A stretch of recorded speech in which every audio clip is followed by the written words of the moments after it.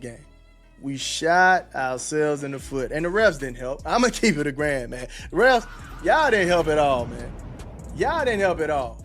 I mean, my goodness, man. All these fouls I was seeing, and then don't get me started on Veronica. Veronica Bird, man, I thought you was a hooper. I thought you was a, you out here earning Oscars. Make no mistake about it. What we witnessed on that floor was an absolute, unmitigated hit job. For weeks, the media has been telling you that the establishment in this league has accepted its new reality. They told you the jealousy was gone. They told you the targeted attacks were over. They lied to you. On May 28, 2026, the officiating crew and a desperate opponent coordinated a textbook takedown to rattle the most influential player in basketball. Let me tell you something.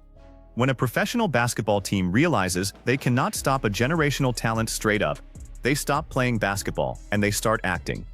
And tonight, the target was squarely on number 22. But what comes next is the moment that broke this whole thing wide open.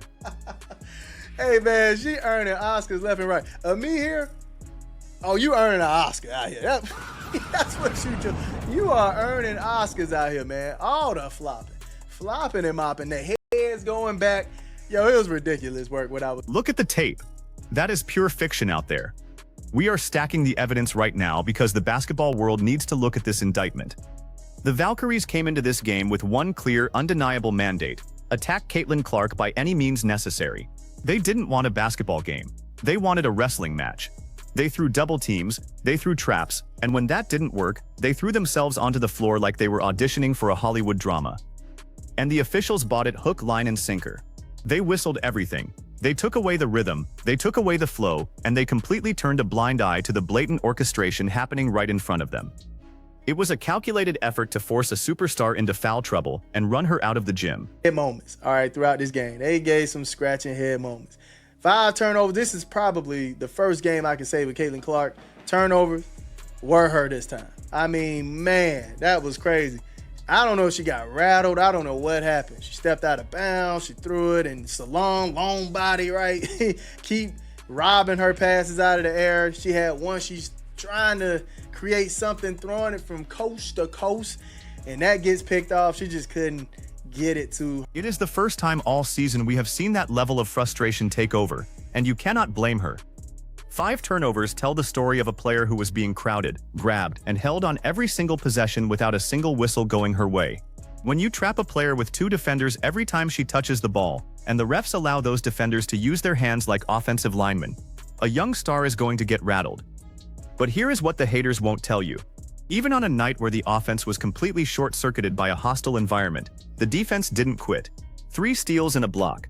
She fought through the whistle, fought through the extra physical contact, and anchored a defensive unit that refused to fold. Come on, man. Aquafina in the building. Raven, look at this. Oh, I thought this was the defensive play. Caitlin Clark playing the passing lanes, dog, and then get it to our rookie to get a cash-in bucket. Come on, man. The defense is there. A lot of people be talking about Caitlin not playing defense. The passing lane, she has the IQ to do that, to help defense. This is where she strives at, man. She thrives at helping on the defense in those categories, man. So that's why I'm like, look, Caitlin, man, y'all got to give her some props for some of this defense. And the IQ is off the charts, and the critics who claim she cannot guard anyone just got hit with cold, hard facts. She is playing the passing lanes, she is covering the floor, and she is giving her teammates open looks on the break. The defense on this basketball team is looking up because of that leadership. But let me give you the absolute smoking gun. Let that sink in for a second, because what we found in the official game records proves that the league office had a hand in this disaster. The Valkyries did not just get lucky with the whistles, they were looking for them from the opening tip, and what comes next is the moment that broke this whole thing wide open. We were going against the refs. I don't care. I don't care. I don't care what y'all say. We were going against the refs, dog. We was going against these refs. I don't care, man. They were tripping.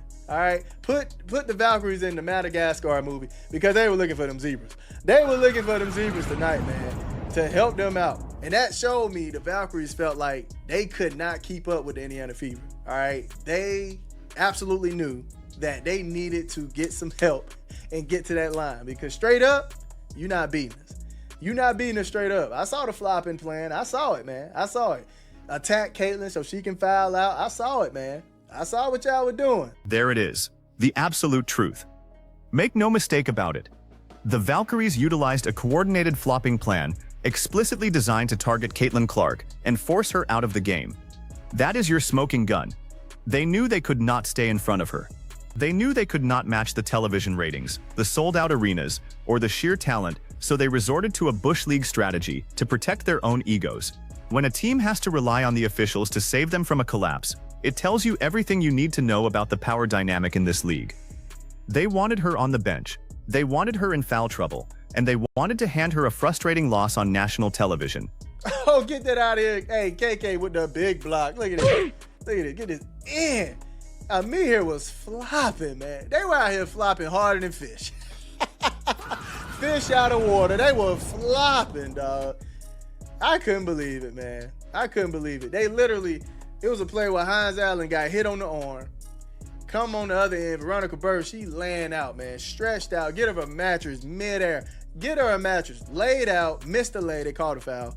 On, I think that was Allen. Called a foul. They were out there flopping harder than fish out of water, and the referees gave them a mattress to land on. It was a comedy of errors from an officiating crew that completely lost control of the game, or worse, knew exactly what they were doing. But here is where the plan backfired on the establishment.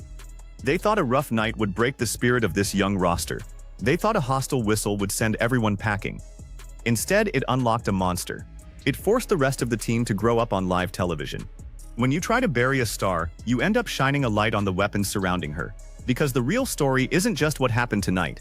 It's what this means for everything coming next. But, like I said, I'm not mad because they were cooking. Look at Raven. Look at our rookie, man. Look at our rookie getting confident. Cash it in. Look at our rookie.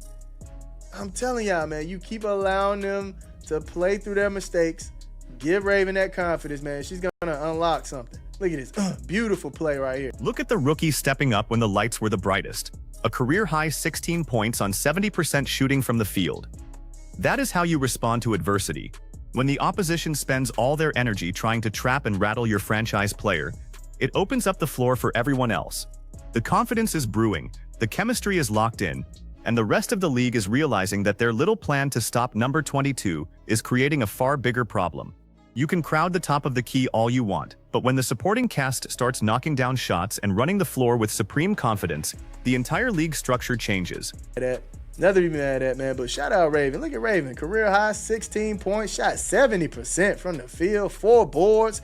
Who you feeling like, Raven? My goodness. But as we go back, though, man, Mo, 4 points. Didn't do too much, but she was helping on the glass. 5 boards, 2 assists, and a block. Was helping on the defense and the glass, man. I love it. AB had her good moments, all right? Had her good moments. Shot 44 from the field, 33 from the 3. Took care of the free throw line, 6 boards, 4 assists with 2 TOs. This team fought through 6 minutes of first-half availability from their primary paint presence due to early whistle targeting, and they were still a single rebound away from stealing a victory on the road. The upside is terrifying for the rest of this league. They threw the kitchen sink, they used the officials, they flopped on every possession, and they barely escaped with a 2-point win at home. This isn't the first time the basketball establishment tried to bury a generational talent. Back in 1997, Cynthia Cooper had to deal with the exact same kind of disrespect from veterans who couldn't handle the new era. Back in 2008, Candace Parker was treated like a target from the moment she stepped onto a professional floor. The pattern is clear. When a player threatens the existing power structure, the old guard closes ranks. We saw it then. We are seeing it now. All right, that you were seeing. They were cooking out there, man. Kelsey Mitchell, 14 points, 5 for 13 from the field, 2 for 5 from the 3, 2 for 3 from the free throw, a board, 3 assists with 1 turnover. And I know people been asking Kelsey Mitchell to step up with the assists and the rebound, and there it is, man. She's been getting it. She's been getting it. Now, we got cooked on 2 boards, though. I think Kelsey Mitchell was on the mismatch, and we got cooked on 2 rebounds. Yeah, man, it happens. It's gonna happen. The veterans are being forced to adapt, and the media is running out of excuses. Let's look at this from 4 distinct angles to understand the full scope of the damage. First, the front office angle. This blatant targeting hurts the integrity of the product and alienates the millions of new fans buying tickets. Second, the locker room angle. This adversity is cementing a fierce loyalty around their young leader. Third, the fan angle. We see right through the whistle bias, and it is making the audience even more passionate. Fourth, the league angle. If the officiating continues to reward acting over basketball, television ratings will eventually crash. It is the exact same problem with 4 distinct layers of damage to the establishment. And here's the one thing nobody is talking about. The biggest consequence of all is still coming. Not too much from Aisha, but I did like when they were trapping. Look, the thing is, they were trapping Caitlyn. All right, they didn't want Caitlyn getting off anything. That's why she had a tough night tonight, okay? And when the trap was coming, it was 2 times Hines Allen actually took advantage of it, and Caitlyn threw it out of the trap. Hines Allen got an assist off of it, and she called her own number and got a bucket. So I can give her props off that. As she has 2 points. Didn't shoot that well, 1 for 4 from the field, but she had a rebound, an assist, and 1 block in this game as well. KK, man, shout out KK. KK, 7 points, shot 100% from the field, 5 boards, 2 assists, a block, and a steal. Just what we needed, man. Just what we needed. They can trap, they can double, and they can send the message that she isn't going to get a fair whistle. But the facts do not lie. This team shot 90% from the free throw line tonight because championship habits are being built under fire. Many of you in the comments have been saying exactly this for weeks. You were right. The fans saw what the mainstream media refused to acknowledge. You called out the defensive improvements before anyone else did. You called out the biased whistle before the sports networks had the courage to show the tape. And tonight, every single one of you got proven right one more time. The agenda is real, but the talent is undeniable. But all in all, 88-90. It is what it is, man. We fought hard. This was a good game. Nothing to hang your heads about, man. Keep your heads up. Keep battling. We got another game Saturday. Mark it down right now. The Valkyries utilized a coordinated flopping plan explicitly designed to target Caitlin Clark and force her out of the game. But all they did was expose their own fear. They know the balance of power has shifted permanently, and no amount of help from the Zebras can stop what is coming next. Now I want to hear from you. Was this game a blatant, embarrassing example of referee bias against a superstar, or did the defense simply find a blueprint to disrupt the offense? Drop your thoughts in the comments below. Make sure to smash that like button and subscribe to the channel. Keep it smooth, and I will see you all after the game on Saturday.